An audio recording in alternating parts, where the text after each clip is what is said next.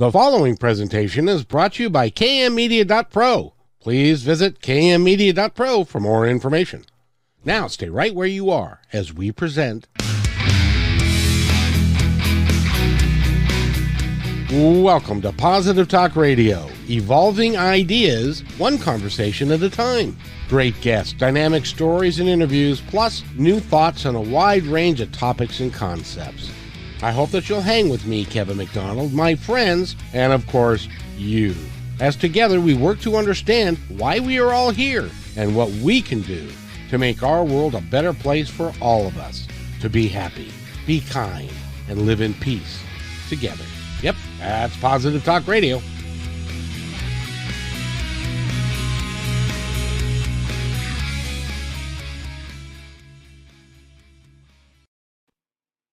Everybody, to another episode of Positive Talk Radio. I have to tell you, this is going to be a great show. I feel it from my bones already.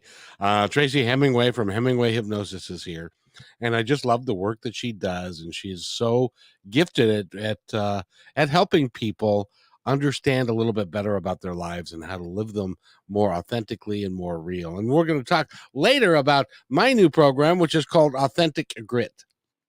But we're going to talk about that later. But first of all, hi, Tracy. How you doing? I am great, Kevin. I'm so happy to be here. Thank you so much for having me. I'm excited to hear about your grit. I've been thinking about it all day as I was going to talk to you. So I'm excited to hear how that's going. It's very interesting. It's very interesting. And but we'll talk about that later. But first of all, I want to tell everybody that if you want to follow along, you can do that by going to HemingwayHypnosis.com. And she is right in smack dab in the middle of the country, and it's probably 150 degrees there. How warm is it in St. Louis? Yeah, it's funny because I actually just spent 2 weeks in Utah where it was the same 100 degrees in Utah as the 100 degrees here. But oh my God, the humidity. When we say dry heat in Utah, it's a real thing. And when you say humid heat in St. Louis, yeah. St. Louis, it's really is humid. I worked for a company out of Arkansas in Salem Springs, which is just a little bit south of you. And I could not believe when I went there, and it was like 95 degrees, and the humidity was 95 degrees. You could take a shower, get dressed, leave your apartment or house or hotel, and go to your car. And by the time the heat or the air conditioning kicked in, you needed another shower. Oh yeah, I say it's like breathing soup. When I lived in Orlando, you'd get off that first flight to Orlando, and you'd get off and you take that deep breath in. It was just like breathing, clam chowder. It's so thick and so moist, and it's like, okay, well, I think it's good for the skin, good for the sinuses. I know that every time I go to Utah, I dry out so bad, so I'm always happy to get back to the humidity again. So what are we going to talk about today? What would you like to I think we've got a great topic for you. So what would you like to address Yeah. for us? Well, you and I had talking about past life regressions and life between lives, which are some of my favorite sessions to do. However, so many people call me and say, I want to have a life between life session, or I want to have a past life regression session. And I ask, what's going on? And they tell me what's going on. And I really think that the issues they're dealing with are today and this lifetime issues, but they're not seeing it. They got their blinders on and they think I'm doing all the things I should be doing, but I'm miserable, I'm unhappy, I'm all of these things. And I really kind of try to break it down and say, you've got things going on in this lifetime. Let's look at those first. And one of the things I talk about all the time is meditation and prayer. And I really find that so many people who meditate don't pray. And so many people who pray don't meditate. And why yet, is that? I think it's dependent on churches. Growing up Catholic and Mormon and things like that, you're taught to pray, but then you're taught to get up off your knees and go right back at it. And where in Buddhist traditions and different traditions like that, where you are taught to meditate and you are taught to sit in that space of silence and be contemplative, then You are listening. And that's where I think we miss is that when we are praying or setting intentions or whatever you want to call it, you're speaking to the universe, God, angels, whatever you want, word you want to give it. And when you're meditating, you're listening. You are creating that open space for God to really talk to you and say, this is the direction. Let's go this way.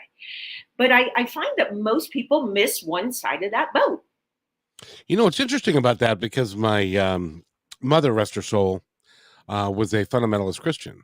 And for many, many years, she thought that meditation was a dark science, was a dark art, and was not appropriate to do because, and I never, when I was younger, I never understood what meditation was or what it meant or even how to do it.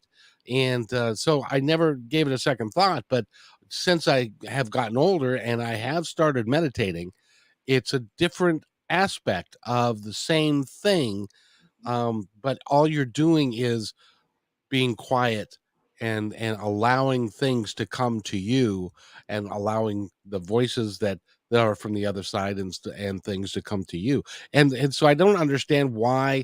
Maybe you can help me with this because you grew up and you're a recovering Mormon and a recovering Catholic, which is a like a twofer. Yeah. um so you are working to recover from those things, but why is that? Why do they take such a dim view of it? Because Western religion wants to be the block between you and your relationship with God. Oh, yes. Yeah, you need to go through all, say our words, our prayers, do our symbols, our secret handshake, all of these things. And we are the block between you and God. And on the other side, Hindu, Muslim, and Buddhist religions, where you meditate and you spend time not only in prayer, but in contemplation of listening to the other side of prayer, it's more the opposite side of you are responsible for your own relationship with God there. And but yeah, Western religion really likes to be without us, you don't know the path. So you That have to get the secret handshake from us to get there. that makes such perfect sense, and I hadn't really thought of it that way, but that's so true because if you don't need them because you can have a direct, a direct communication with the divine all by yourself, then you don't need them for anything. Yeah, that's nothing more threatening to a church than you not needing them any longer. Well, that's because every Sunday, like in the Catholic faith, that it's a sin not to go to mass on Sunday. And one of the reasons why that is so that you can put your offering into the plate every Sunday.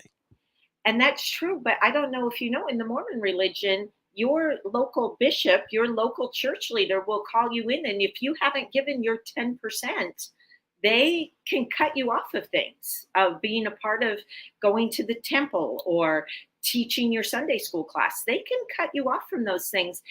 You are required to give your 10%.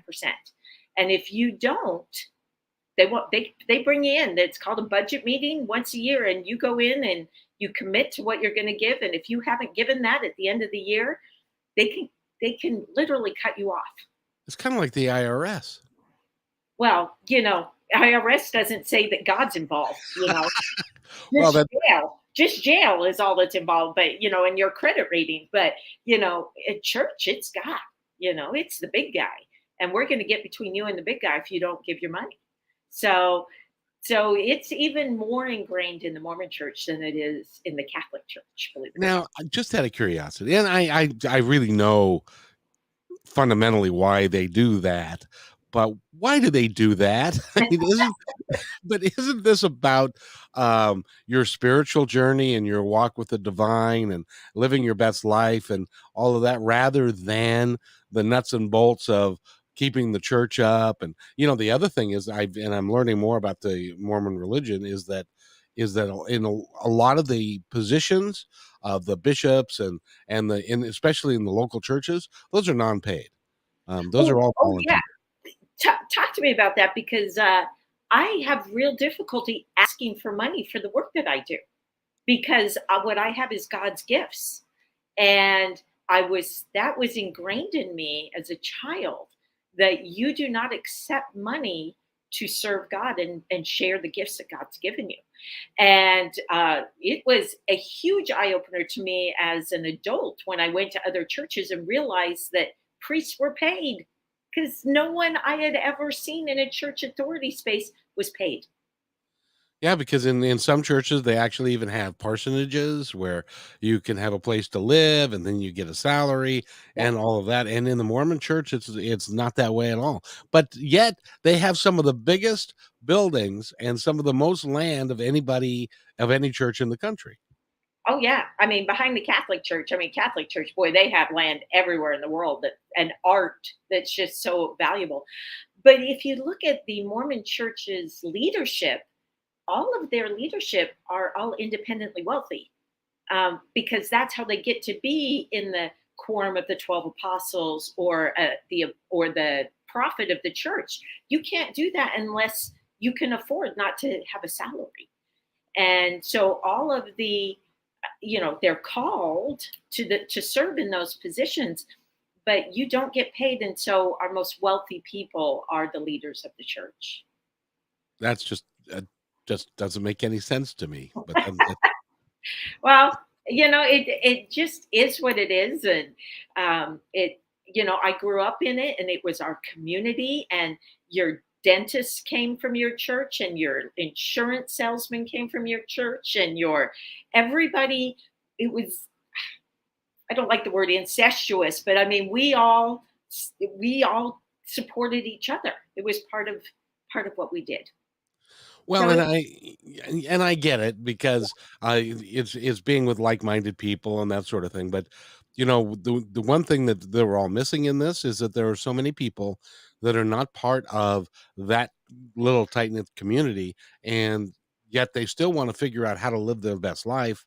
They want to know why they're here. They want to know, is this all there is? And so they delve into talking to someone like you who can talk to them about what's happening in their life today, about past lives, about all sorts of habits that they may have that they might consider to be counter functional and things that they don't want to do. And but when they come to you and you ask them the question, what do you want to get or what do you want to do? They don't have an answer. How yeah. how can that be? I'm finding it more and more that I always tell them that the motto of my practice is I want for you what you want for you. What do you want for you? And they really kind of get stuck. I don't know what I want for me. Uh, I saw a great quote on social media this weekend that said people are so distracted with the next shiny thing and the next shiny thing and the next shiny thing that there's no focus for what you want anymore, which could be true. There are so many options. Back in the day, maybe all you ever wanted was to get out of your small town or, to have a second pair of shoes or, an extra Sunday dress. I don't know. I'm thinking that way. We just went and visited Laura Ingalls Wilder house here in Missouri. And, you think back to her riding across the prairie, and it wasn't that long ago. I mean, she died in the 50s. And not only did she ride a covered wagon across the prairie as a child, but then she rode an airplane to Paris for the World's Fair. So, I mean, she did this whole big span, but what she wanted in life was very simple. Like I said, she wanted an extra Sunday dress, or she wanted to not worry if the crop of apples were going to fail this year. Uh, and yet now we are so blessed with food and clothing and options and more shiny baubles than we could ever imagine. And then we really lose sight of what we want. And I know even as a kid, I was so envious of those people who said, when I grow up, I want to be a doctor, or I want to be a pilot, or I want to be all these things. And even as a kid, all I ever wanted to be was a mom. And so I used to be envious of those people who really knew what they wanted. Well, it's interesting because I was talking with a lady that works with people going to college, and then I started reflecting about, getting ready for their SATs and all of that so they can get into the right school. And then I started to think about how we work as far as raising kids and how we actually fall into life and the work that we do and the places that we end up, which is very often not anywhere near where we thought we were going to go. So it's weird because when we're 18, we're supposed to have an idea and then go to college for 4 years or go to trade school or do something. This is how I'm going to spend the rest of my life. And I'm not sure. I'm only 64 and I'm not sure I know how I'm going to spend the rest of my life yet. I am very blessed because I live in a family that everyone changed careers at 50. Good for them. Yeah, so everybody changed careers. My mom became a flight attendant at 48 and retired with Southwest after 22 years. My dad served 5 terms in the state legislature after an early retirement from corporate life. I became a hypnotherapist at age 49. I have a brother-in-law that after being a principal and an AD, became an author and a personal trainer. Um, Everyone in my family around age 50 kind of backs up and says, "There's got to be more than this, right?" Right? If that I think is a universal thing. I think so too. See, for me, it was in my early 40s, but still, it's a universal concept of I've here, by that time, I'd had the management career, I'd had the picket fence, I had the 2 children, I had the dog, I had the wife. Well, we won't talk about that. But we had all of these things, and then you're like, okay, I checked the boxes here, here, here, and here, but I don't feel fulfilled. Right. That isn't what floats my boat, what turns my crank, however you want to say it. And so you go, well, might I do this? Maybe I'll try this. And people around you go, oh, silly boy.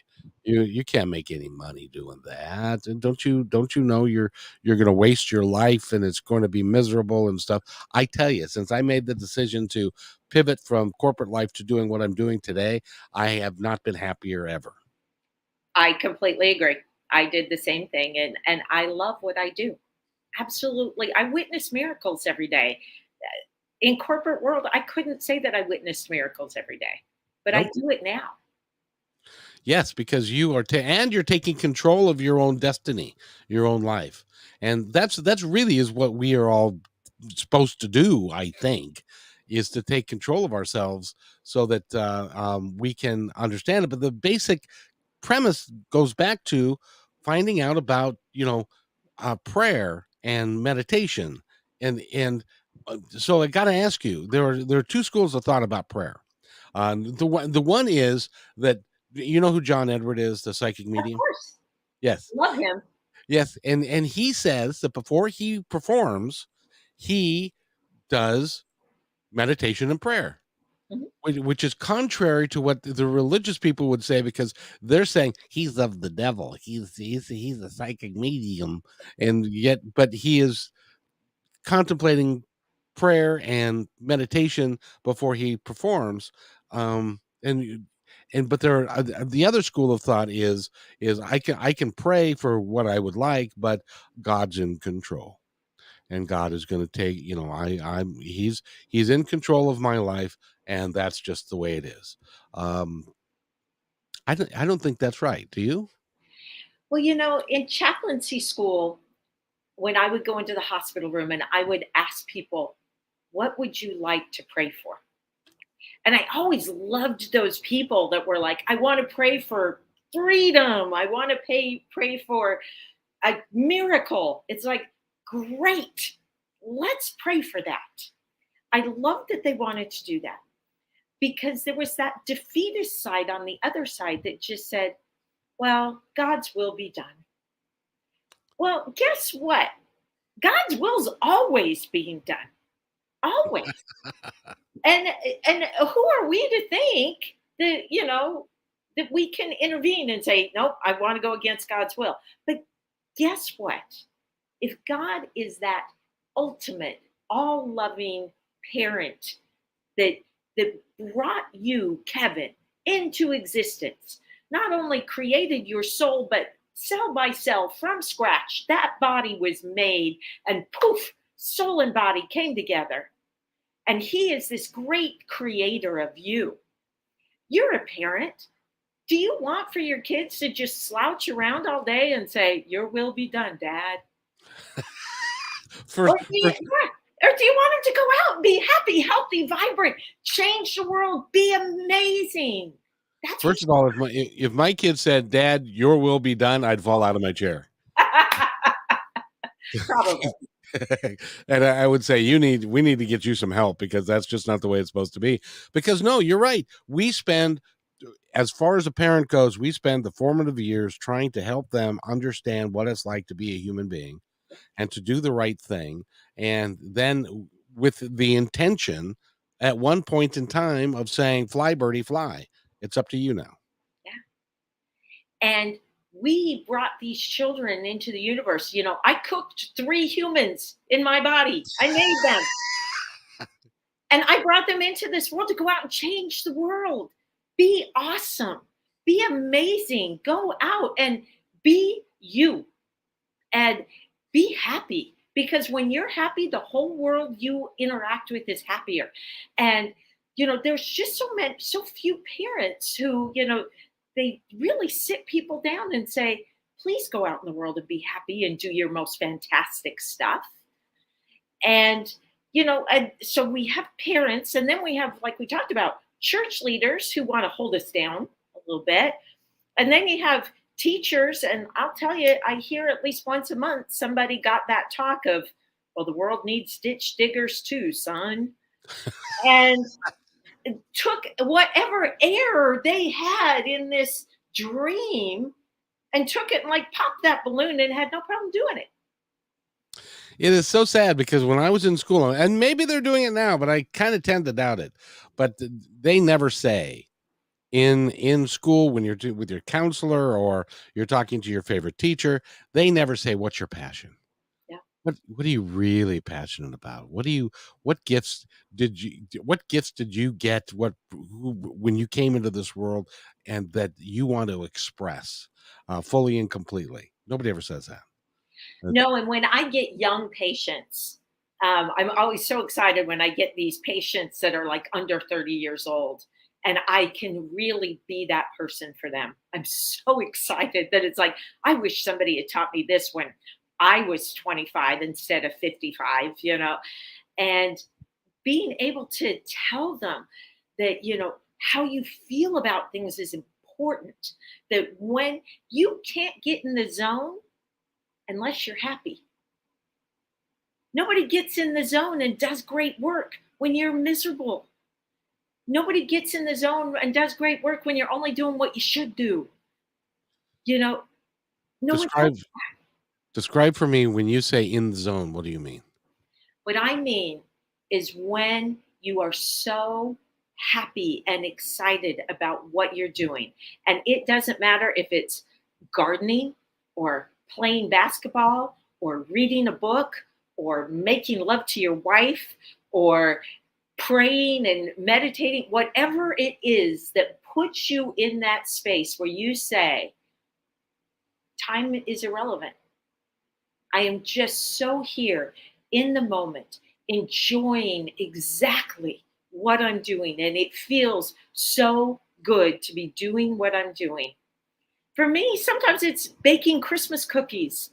I mean, there's nothing greater than it's snowing outside and you're making Christmas cookies and the song's on, and you feel that way and you just get lost in time. And you cannot be in that creative, happy zone without really first being happy. Yep, I couldn't agree with you more. And so few of us, it seems to me, are lucky enough to find a career, find a job or a pursuit that we really are passionate about, that we really love. Why is that? Well, I we get caught up in the making money, but I mean, there's a lot of I mean, there's a lot of sayings out there that say, do what you love and it will never feel like a job. So, we get caught in this pattern of, I need to have health insurance, right? I need to, uh, I need to make enough money for my kids to go to the right school. I need to, whatever it is. I need to be able to make enough money so I can retire. Well, if you're doing what you love, you really don't retire. You just keep going. There's hypnotherapists that are 90 years old that are still doing their job, because as long as you're clear up here, you can keep doing your job. And so I think that we get very caught up in trying to just feed ourselves and put a roof over our head. And I know there's, I've read some kind of dystopian out there futuristic things about when we really get to the point where machinery is doing all the jobs and we have to concentrate on things that make us happy, creating art, doing good, helping other people, creating a space of peace. We don't know how to do that because we're so busy doing the jobs. And what really is going to happen a couple hundred years from now when machines can do all the jobs and we as humans are just expected to create and be beautiful, loving, amazing humans? I'm not sure if we've mentioned this before. I've mentioned it before, but I'm not sure I mentioned it to you. The Gospel According to Gene Roddenberry, who Okay, is I think you mentioned it, but I haven't read it. yes. Well, it's that's kind of my cute little way of saying that Gene Roddenberry created Star Trek, Okay. and from his perspective in the 23rd century, there is no more work. We have replicators that make our food. We have things, devices. We have robots that keep our houses clean. We have people that work, or robots and things that work. So it frees us up to do what's in our heart, what's in our passion, what we really choose, and what we really want to do. And money has ceased to be an issue. You Right. don't have to make a lot of money, which our society seems to be hell bent on. You need to make a lot of money to to make it work.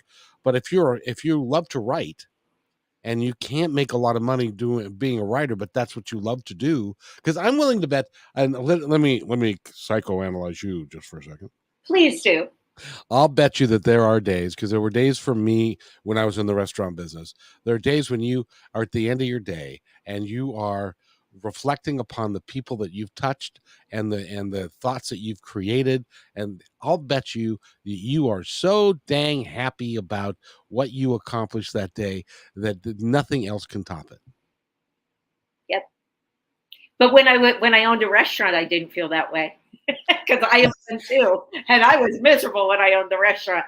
But I will tell you, here, doing what I'm doing and helping people get in touch with their higher selves, that there's nothing better. Nothing can top that. Getting people in touch with that part of them that is not their mind, that is not their body, that part of them that is their soul. Helping them get in touch with that part of them, nothing better.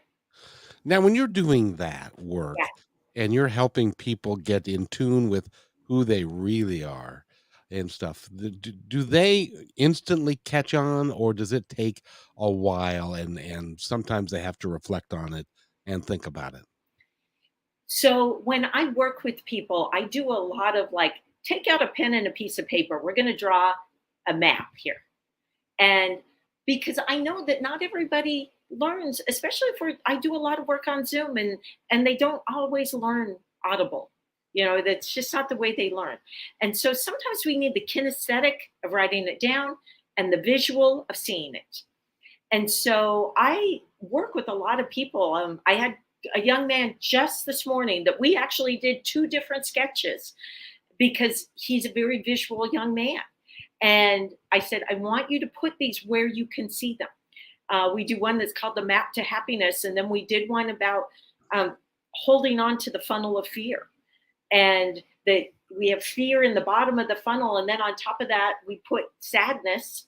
We're scared. He's very scared. He's not going to get better. And then on top of that, he puts sadness and he gets depressed. But then on top of that, he puts anger, because in our society, anger is the one emotion that it's okay to show. As a man, they don't want you to be sad and they don't want you to be scared. You can be angry though. So on top of that, we put anger. But instead of having to like excavate down like an archaeologist and go through all the anger and go through all the sadness and then get all through all the fear, in hypnosis, you know what we do? We open the bottom of the funnel and we go to the fear first. And when we address that fear and let it go, all the rest goes right through the funnel. Because the core basic of that is the fear, It's the fear. and everything plays off of that. The hate, division, all of that, the non-acceptance of yourself, Yep. all of those things. So how is he doing? Is he progressing? Yeah, we had a great session today. After we did that, then we did a hypnotic session where we really visualized the funnel of letting go, because he knows what that fear is. It's that fear of I'm not going to get better.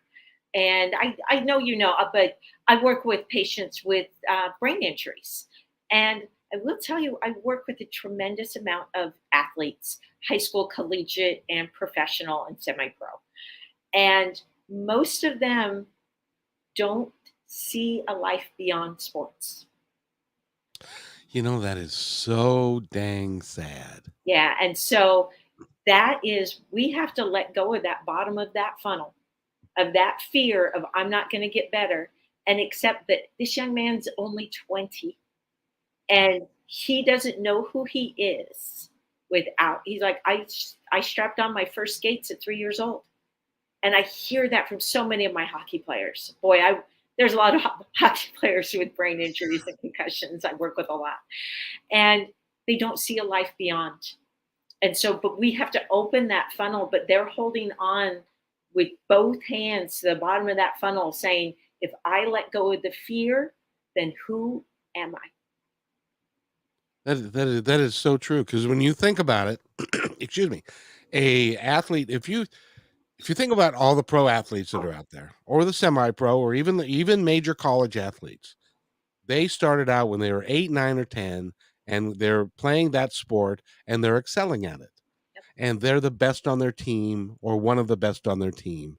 And they go through they go through junior high, they're one of the best on their team, and high school, they get all the girls, they get everything they want, but it's all tied to the sport that they're doing. And then they get a scholarship to go to college, and whether or And not they deserve to go there. Go ahead. don't forget about being a part of a team. You have instant friends and an instant social life that a lot of people work really hard to earn that in junior high and high school, And and they they never get there. never get there. And this group, everything about their emotional, intellectual, physical relationships, all of those things are tied to being a part of a team so many times. And so losing that is almost as big as anything else. I remember when I was a star football player. I don't look like it, but I was, and one of the better ones on the team. And I remember the camaraderie that we had as those 50 guys that hung out together, and we sweat and we bled and we won and we lost, and they came like brothers. Yep. And then the very last game that we played at the end of my senior season, it was like your whole world has been ripped away. Yeah. You've been amputated, cut off. Yeah. Yeah. And it makes it really hard, because then you become like just a normal guy, a normal person, because you're no longer have got that status, if you will. Because I got my name in the paper and all that kind of stuff. And so you have a certain status and you feel good walking around, but it's all tied to being a football player. It's not being tied to Kevin. And as far as Kevin goes, it was so, the football ended, the girlfriend ended, and all that stuff, and then you're stuck with just being just who you are, and it takes a while to figure that out. And I was not a top-notch guy. I can only imagine what it's like when you go to college and you are one of the top on your team, and then you get drafted, and then you're on the pro football team, and then you're there for 3.5, or the average career of a football player is only 3.5 years. I believe it. Yeah. And then you either get hurt or you have a concussion or something like that, and then it's over. And they also say that 80% of football players lose all the money that they made while they were playing football shortly after they quit playing football. And so it's so you got a whole bunch of folks that need help. I gotta tell you.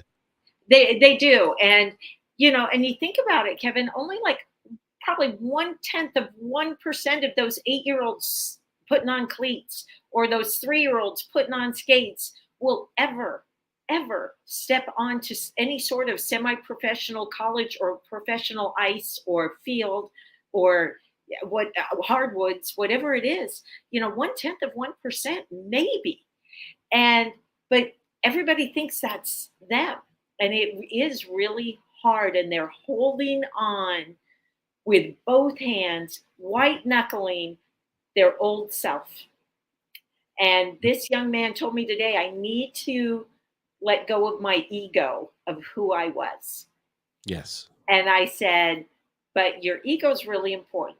I called the ego the bridge from humanity to eternity, because that ego is what sets Kevin apart from everybody else. When you're up here in peace and love and light and all of eternity, you're up here, and but we decided to come down in this dumpster fire. We said, sign me up. I'm going down there. I want to know what it's like to eat pumpkin pie, right? So You remember that? I do. And so we signed up to be here, and then we hold on really tight instead of saying, what's next? What's next? What's next? Because we came down here saying that we're going to live, we're going to die, we're going to celebrate, we're going to suffer, we're going to eat pumpkin pie and theater popcorn and kale salad and whatever it is, and we're going to be a part of fully living. But Yep. then we get down here and we're scared. And we're like, I don't know what I want. I'm just going to keep doing whatever anybody tells me to do. And I'm not going to ask for what I want, because you know what? If you ask for what you want, ooh, that's when you're vulnerable. Because if you've ever had a relationship with a narcissistic person, they can't wait for you to ask them for something so they can tell you no. Oh, the tangled web we weave. So getting people to know what they want to pray for, what do you want? And to know that it's achievable. Ooh, that's even scarier. People are far more scared of success than they are of failure. I'll tell you that. I see it every day. They're I far more I scared. believe that wholeheartedly. And the other thing is that when we get down here, and of course we get the gift of amnesia, so we can't remember what it's like on the other side. We can't remember what we did in our past lives. We can't not even sure that we ever had past lives, and we're scared to death of dying. And because that's another adventure that we're not prepared to take, but isn't that part of it in that whole scheme of things? And if you're not scared of dying anymore, then you really can live.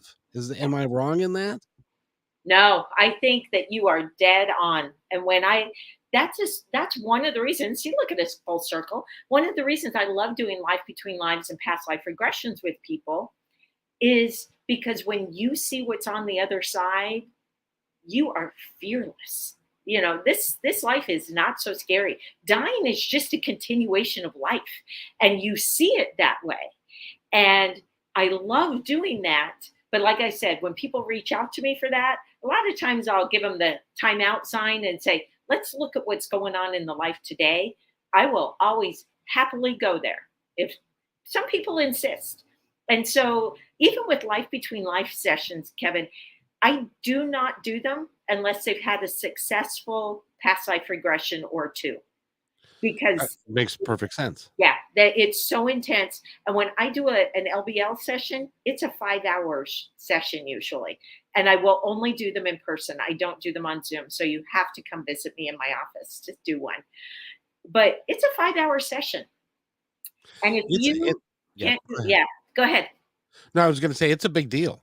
It's a Uh, huge deal. it can be a life-changing thing, because I'll give you an example.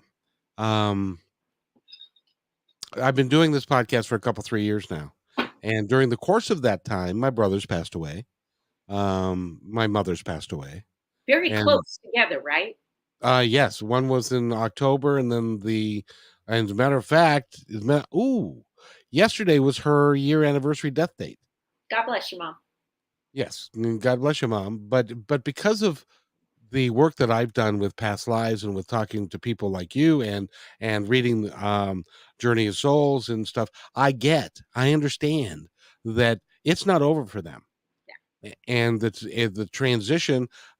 So when people say, "Oh, I'm sorry you lost your mom," and said, "I didn't lose my mom. I know exactly where she is. She's on the other side. She's having a great time. She's now out of a 90-year-old infirmed body. Mhm. My brother, who had stage 4 lung cancer, is now well and is happy and is doing what he wants in the afterlife. And so it really makes the entire process more complete. I've listened to a lot of people that do that have had near death experiences. Yep. When they come back, the whole thing changes for them. Yeah. They're no longer fearful of death because it's no longer an issue. And that's I wish everybody could, because then see, I think that if you recognize that, yeah, one day you're going to die, but between now and then, I'm going to live my life to the fullest. I think you would have a happier life. I couldn't agree more. I truly couldn't agree more. And I just want to say this: my husband and I, we were just talking the other day because my mom just received a really tragic diagnosis, and we're dealing with that in our family. And my husband has lost both his parents since we've been together in the last decade. And he said to me, "I feel closer to them now than I did when they were alive." Hmm. Because he said they come to me in my dreams. I feel like anytime I want to talk to him, I just say, "Hey, Dad," he's right there. And I have my grandparents. Both my parents are still living. I love them all, but my grandparents. There are times I reach out to my grandpas. I had one that was an engineer, and when I'm fixing things at the house, I'll say, "Grandpa, what do I need to do here?" And I'll tell you, clear as day, he'll tell me. And my other grandfather was a healer, and I feel him with me a lot. I feel him with me all the time. But like I said, my husband says I feel my parents. I feel closer to my parents now that they're gone than I ever did when they were on this planet.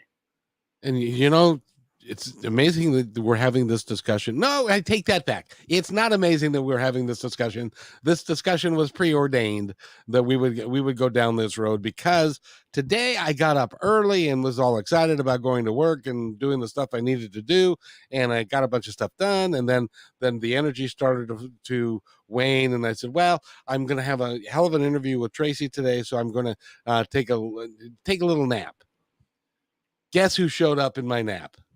Oh, did she really? In this case, it was my dad, Oh, who also, and he looked fabulous. yeah, Um, and so, and I know people would say, "Oh, it was just a dream." And said, "No, it wasn't. He was there for me, just to be part of my life, yeah. and just to let me know that he's there.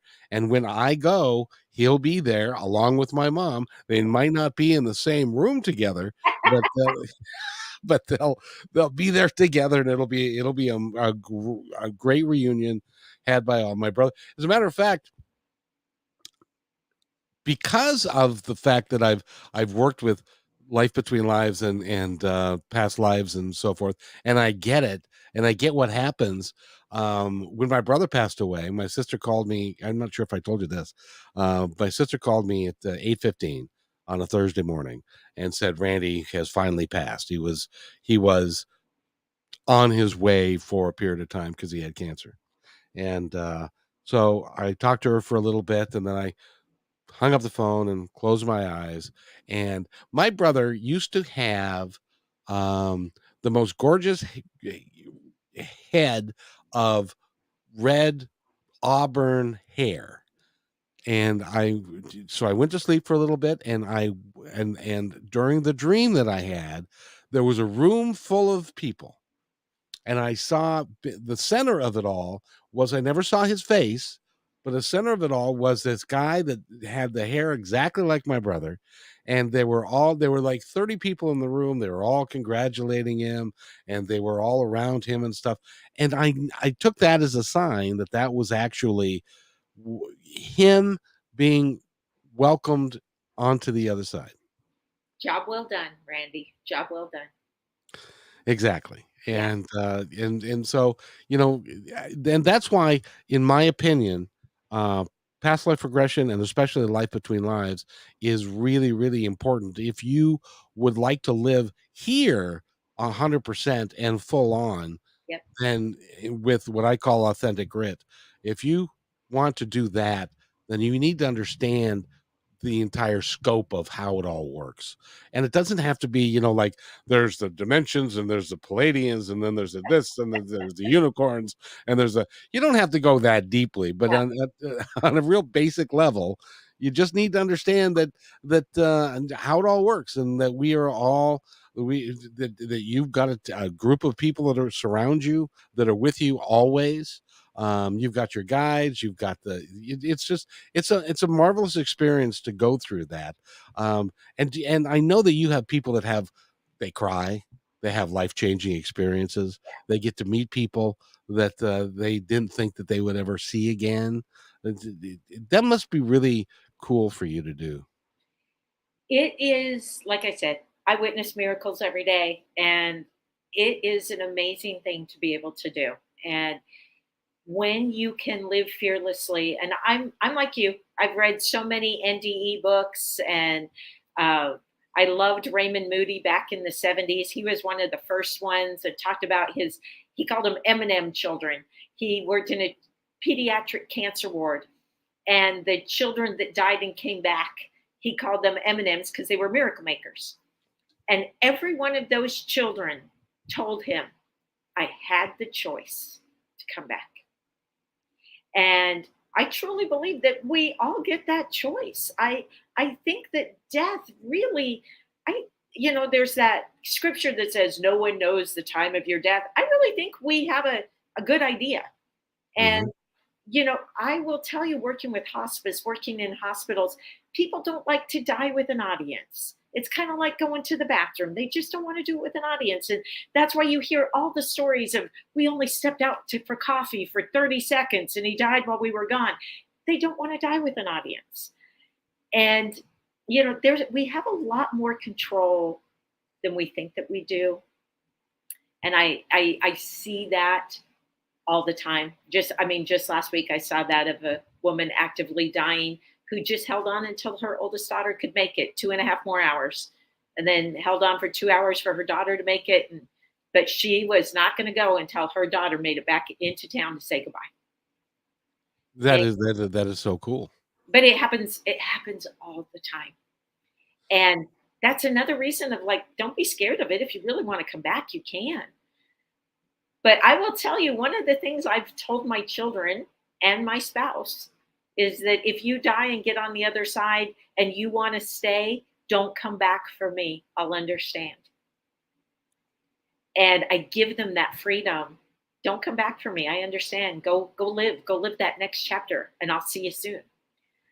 So I know that might sound a little morbid, but to me, it's a gift that you can give to your loved ones to say, it's okay. If you cross over and don't want to come back, I'll understand.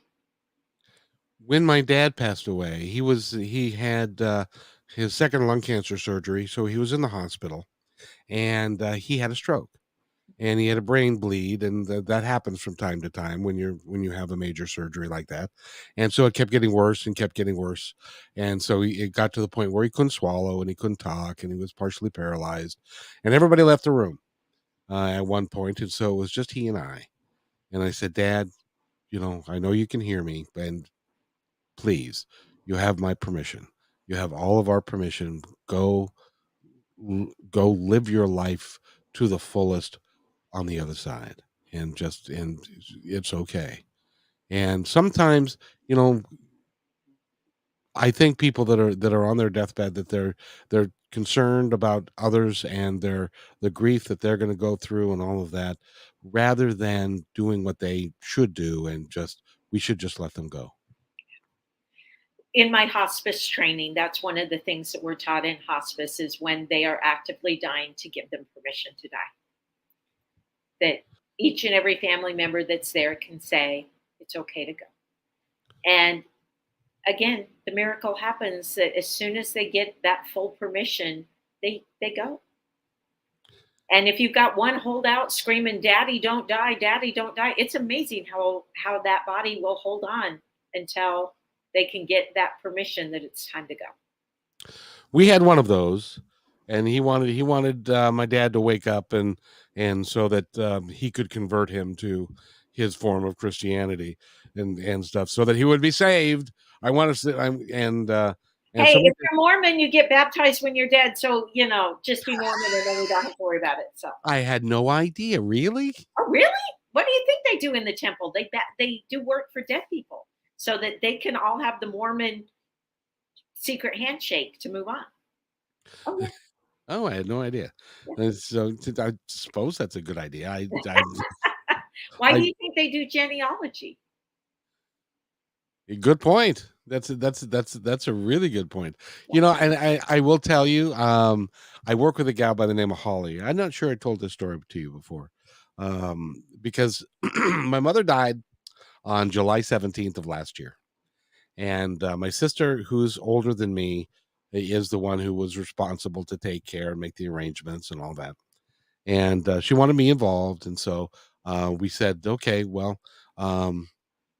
She picked a funeral home that she was familiar with, and the gal that was the director, who she was familiar with and liked, and said, okay, well, we're going to have a Zoom meeting and talk about the arrangements for mom on this day and time. So and then she calls me an hour before and says, she can't make it, but she's going to have somebody else sit in. So I had no idea. So we get on the Zoom call, and this other person gets on the Zoom call. Her name happens to be Holly. And we start talking about, I was dressed like I am with my headphones and stuff. And she said, well, what do you do? Well, how are you spending your time? And I said, well, I do a podcast and stuff. So we start talking about that. It turns out that Holly's been working with me now for since that time. She had just finished her bachelor's degree in business, and she's been working with me since like October. And I firmly believe that my mother orchestrated that and set that up for us to meet so that we could work together, because we formed a really good friendship, and that's, I believe, how the other side works with us. Oh, And absolutely. I know that you see it all the time. You see such synchronicities and such positive stuff and such. I can't believe that this happened, because what a coincidence. How could that be? And then none of that is true. It's all by divine design. That's my Yeah. belief. But I also believe we have a choice, and Yes. we ask. And when we ask, it is given. There's a whole theory about angels that they cannot intervene until you ask for help. That you can be drowning in the ocean and they can be surrounding you, but until you say, "Angels, help me," they don't intervene, because we are given free will on this earth to decide what we want. And but most of us feel like we are not worthy of asking those angels for help, so we don't. And most of us don't believe that free will exists. That's a whole nother topic, honey. I know, because if I had a conversation with a guy one time, and I said, "Do you believe in free will?" And he says, "Well, if there was free will and we could do anything we wanted and there were no consequences for what we were doing, we would be partying and we would be crazy and we would." And I said, I beg to differ. I don't believe that's true. I I don't think think so either. I think that all of us have the free will to do whatever we want. We just choose to follow someone else's path because it's easier. carving your own little path is not as easy as some people might think it is. No, It's it, it, it's hard, and it it requires authentic grit. exactly the path less traveled. You must have authentic grit to step onto it because it's always going to be uncomfortable.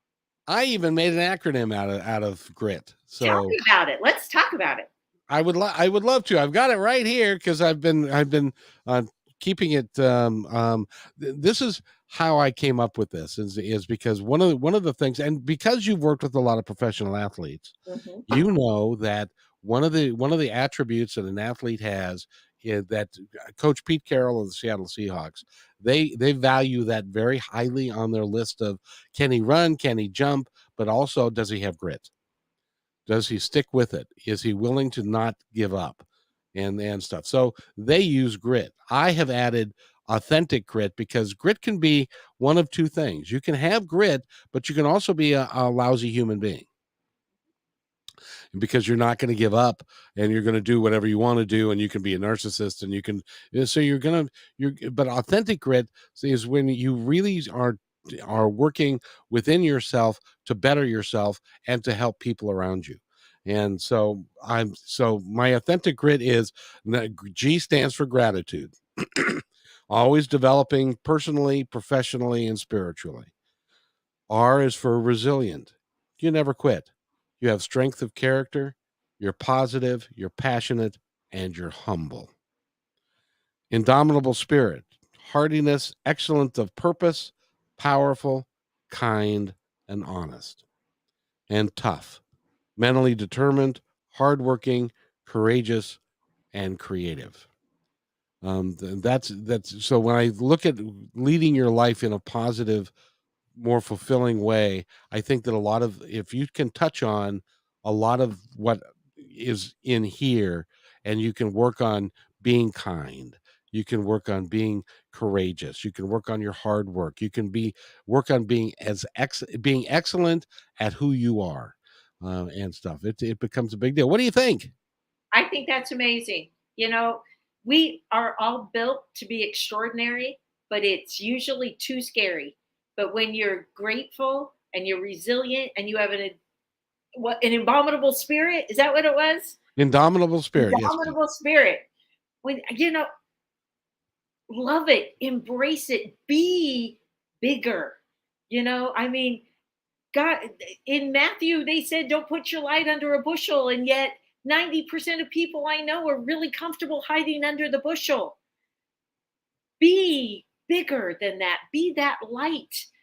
I love it. I love it. And being tough is about getting out from under the bushel and lighting the way for so many others. And I appreciate that's what you do every day. I try. I really do try. I know And you do. and you've been on the show many times, and you're destined to be on the show many more times because I feel like you and I have a connection. We understand what life is, really the potential for life is, and how we how people can exercise it and to live life completely. And you're wasting your time if you don't do that, don't you think?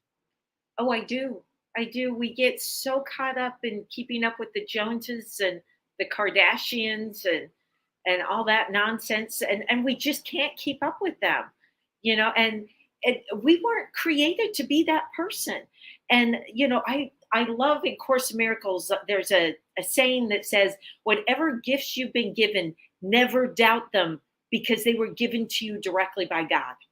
I got to ask you, that brings up a really interesting point in the people that you talk to, Yeah. because a lot of people will poo poo their own gifts because they're their gifts. Yep. And if it becomes easy to them, it can't be a special thing, but it can be a special thing. But just because it comes easy to you doesn't mean that you don't work at it and develop it and become excellent at what it is. But do you have a lot of people that say, "Oh yeah, I can sing, but that's not a big nobody." I don't think that'll be any good and all that kind of stuff. Do you get people like that? I do. And, it was interesting. I was spent the last 2 weeks trying to help my mother move into assisted living. And I jokingly said that all of my siblings can sing, they can dance, and they can play an instrument. And I can't do any of those. But my talent is I can get you ready to move. And let me tell you, there are a lot of seniors that need me. that need that talent of somebody who can come in and help you determine what's really important and help you get ready to move. Um, you they could have played the piano and sang and danced through the whole thing, but I was there doing what talent I had. And even though I might poo-poo it, it's something none of my I have 5 siblings, none of them could do it as well as I can. So that's my talent. And believe it or not, we have a lot of weird talents out there. I always joke and say I gave all of my guitar playing talent to Dave Grohl, and you're welcome, universe, because I gave it to him. Um, but I have talents that are different. And when I was in high school and I couldn't be in all the talent shows that my brothers and sisters were in, it was very heart wrenching to me that I couldn't sing and dance like all the rest of them could. However, I had a different talent, and what I do is very different from what they do. And it's about saying, okay, getting people ready to move is a talent. And you know what? It's a great talent. Not everybody has it. But what you do is so impactful for the people that you touch. I get people ready to move theoretically. It's time to step out of the trap, this this bedroom that you close the door and pull the covers over your head, and you're just going day by day with the covers pulled over your head. And I'm the one that helps you get ready to move, to change, to move forward, to grow. That's what I do. If you want to talk to Tracy Hemingway, you can go to Hemingway Hypnosis and hemingwayhypnosis.com. And I highly suggest that you do that. If you feel like you have the need, or you're just idly curious about where you were before. But by the way, in a past in a past life regression, do not go into it thinking you in a past life you were Cleopatra, or that or that you were Julius Caesar, or you're going to end up, most of the time it's going to be, you're going to be a farmer in Uruguay that is trying to eke out a living and have a family and stuff like that. So have you had anybody claim to be a famous person that you've taken back? So I did have somebody who saw herself as Judas. Um, and it Ooh. was more the the feeling she had about herself of not doing, of really, was going against her family's religion, and she wanted a past life regression, and she really saw herself as Judas. And we really talked about the deeper level of that. Her subconscious was trying to show her, you know, I'm sorry, but Judas was honestly doing what he thought was best. They were rebels. He was the head rebel. He wanted Jesus to like lead the force. So if any of you have ever really done Bible study and know that Judas was a rebel and he was just trying to get Jesus to like mount the shield and lead the rebellion. And there are lots of Star Wars references in there. Yes, there are. And that was the thing, was that was what Judas was trying to do, but she saw herself as Judas. And when we really broke it down afterwards and talked about being a leader of the rebellion, and she is very uncomfortable in being rebellious against her parents, and we're talking, she's in her 40s, but she's very uncomfortable with that position. And so not only did we do that session, but then we really talked about what it meant to her to be Judas. And her subconscious mind will show her what she wanted to see. And so as far as fame, that's about the biggest the biggest one I've had so far. But then when we really broke it down about her rebelling and wanting to take up the shield of the rebellion, it put it all in a different light. Yeah, it does indeed. It does indeed. When my mother passed, she was a fundamentalist Christian. And so we had many, many, many, many, did I say many? Many arguments about life after death, and about, what we're doing here and why we're here, and even issues of the day, like abortion, abortion and all of that. And when she passed, I had several months later, I had one of my friends that's a psychic medium, and I said, "Is she surprised?" Maybe for a moment, but not too long. and and he made the statement, well, she's telling me, what are all these people doing here? There's only supposed to be 120,000 of us that made it through the The rapture. eye of the eye of the needle, and whatever else you have to do.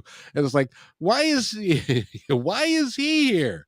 And so she recognizes now that God is nothing but love, and God loves all of us, and he wouldn't throw any of his children away. Never, never. And just wants us to be healthy and happy. What do we need to do to be more of that? That's what he wants. That's right. And by the way, if you haven't noticed, ladies and gentlemen, this life is hard enough. You Yeah. don't need to make it worse than it is, and it's also can be a terrific playground. Oh, yeah. We chose to come here. We really chose it. So, what are you choosing to experience? And I'm sure there are people that are listening to that going, "Oh hell no, I did not." That's why I always say we chose this dumpster fire. You just get to choose what you want to do with it. Yep. Warm yourself by the light of it, or dive right in and talk about how much it hurts and how much you hate it. You have your choice. And one of the bigger choices you have is to be kind to everybody that you meet. And Always. I really recommend that if you will just smile at somebody, you might even have to pull your mask down, but smile at somebody and say hello and be genuine about it. You can affect somebody's day, and the energy that is surrounding you would be nothing short of a miracle. Absolutely. So Tracy Hemingway has been our guest. I could talk to you for hours, but I've talked to you for an hour already. I know. I'm looking at the clock ticking up here going, we're going overtime here, Kevin. Well, it's hard for me to put you down, quite because when we start talking about this and start talking about philosophies and stuff, you really strike home, and you really are doing incredible work, and I really appreciate you. Well, and I appreciate what you do, getting all this information out there, because you and I need to be louder. And we need more of us to We have, need more of us. Yeah. yep, to raise our voice, and to really work together, and we're going to do that one person at a time, one Yep. person at a time. And So that's how I feel every day. I feel like each patient I see, each client I see, it's one person at a time. And I had a patient recently say, "Why are you not famous? You explain things better than anyone had ever heard." And I said, "It's just not my calling." And I said to him, honestly, I just don't have the time to do the marketing. that's exactly right. Now, can I? One of the things that we are doing is we're putting together shorts for um, YouTube and for Instagram, which is kind of new for us. Oh, And good. can I create one for you based I, upon this I would show? love it. I would love it. Everything that we do together is a miracle as far as I'm concerned. So spread the miracles, Kevin. Well, you're awfully kind, and I want to thank you again. By the way, this is we've been talking with Tracy Hemingway. Go to hemingwayhypnosis.com. Find out all the information about her. She's got several shows up. All of them are different. We just let it roll, and we end up talking about something different every time. And We I do. believe that's also divinely inspired, Yeah. by the way. It's So, all divinely inspired. We're all alive and living the life, Kevin. and thanks again for being here. Hemingwayhypnosis.com is where you want to go. And she's there for you. She's got a wonderful smile. She's got wonderful energy, and she will take care of you. Might Absolutely. not let you off the hook quite as easy, but she'll take care of you. Yep. No, off the hook is not where you want to go. You want to just dive in. So let's go. That's it. Yeah, Thanks again. Stay right where you are. I'll be right I back. will. Thanks, Hey, Kevin. thanks for enjoying this episode all the way to the end. Please give us a like and subscribe to this channel. This has been a production of PositiveTalkRadio.net. Please visit our website, oddly named PositiveTalkRadio.net, for more details about us and our mission, which is to provide great positive programming designed to inspire us all. I'm Kevin McDonald, and I'm proud of these shows, and I truly hope that you'll like them and share them with friends and family. So on behalf of our entire team, remember, be kind to one another, because each other's all we got.